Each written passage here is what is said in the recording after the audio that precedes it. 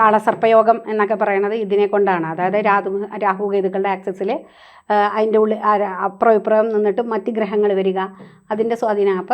അപ്പോൾ അതൊക്കെ ചെയ്യുമ്പോൾ നമ്മൾ ശരിക്കും മഹാദേവനെയാണ് പ്രാർത്ഥിക്കേണ്ടത്. അതുപോലെ കാളസർപ്പയോഗമാണെങ്കിൽ അതിന് വേണ്ട പാശുപത മന്ത്രം കൊണ്ട് ഏറ്റുമാനൂരപ്പന് ക്ഷീരധാര നടത്തുക, പിന്നെ കാളഹസ്തി പോവുക പറ്റിയാൽ അങ്ങനെ ചെയ്യുക. ഇല്ലെങ്കിൽ നമ്മുടെ പണ്ടൊക്കെ കാവുകളുണ്ടായിരുന്നു, എല്ലാ നായർ തറവാടുകളിലും വെച്ച് ആരാധന ഉണ്ടായിരുന്നു, എല്ലാ തറവാടുകളിലും കേരളത്തിലുണ്ടായിരുന്നു. അപ്പോൾ ആ തറവാടുകളിൽ നമ്മുടെ കുടുംബദേവതയായിട്ട് ആരാധിച്ചു വന്ന നാഗത്താന്മാർക്ക് നമ്മൾ വേണ്ട നൂറും പാലും അവരെ ഒന്ന് ഗവനിച്ച് അവർക്ക് ഇന്നത് വേണമെന്നൊന്നും പാവങ്ങൾക്കില്ല. സത്യം പറഞ്ഞാൽ നമ്മൾ മഞ്ഞൾപ്പൊടി കൊടുത്തും ഇതിങ്ങനെ നൂറും പാലും കൊടുത്തും ഒക്കെ നമുക്ക് അവരെ പ്രീതിപ്പെടുത്താം. പക്ഷെ അത് പ്രീതിപ്പെടുത്തണം, അതാണ്. അപ്പോൾ രാഹുകേതുക്കൾക്ക് നമ്മുടെ കർമ്മത്തെ, നമ്മുടെ ജീവിതത്തെ, പിന്നെ രാഹുവിൻ്റെ ഇൻഫ്ലുവൻസ് വെച്ച് നമ്മൾ എന്തെങ്കിലും ഒരു വലിയൊരു പാതകം ചെയ്തു പോയാൽ നമ്മുടെ ജീവിതം പോയില്ലേ. ജ്യോതിഷമോ വാസ്തുവോ പൂജയോ നിങ്ങൾക്ക് ആവശ്യമുണ്ടോ?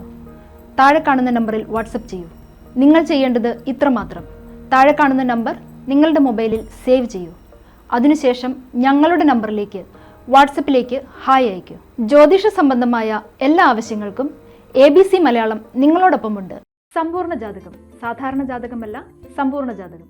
75 പേജുകളടങ്ങിയ സമ്പൂർണ്ണ ജാതകം 250 രൂപയ്ക്ക് നിങ്ങളുടെ കൈകളിലേക്ക്. അതിനായി നിങ്ങൾ ചെയ്യേണ്ടത് ഇത്രമാത്രം: താഴെ കാണുന്ന നമ്പറിൽ ബന്ധപ്പെടുക. ജ്യോതിഷവുമായി ബന്ധപ്പെട്ട എല്ലാ വിശേഷങ്ങളും നിങ്ങളിലേക്കെത്താൻ ABC ജ്യോതിഷം സബ്സ്ക്രൈബ് ചെയ്യുക.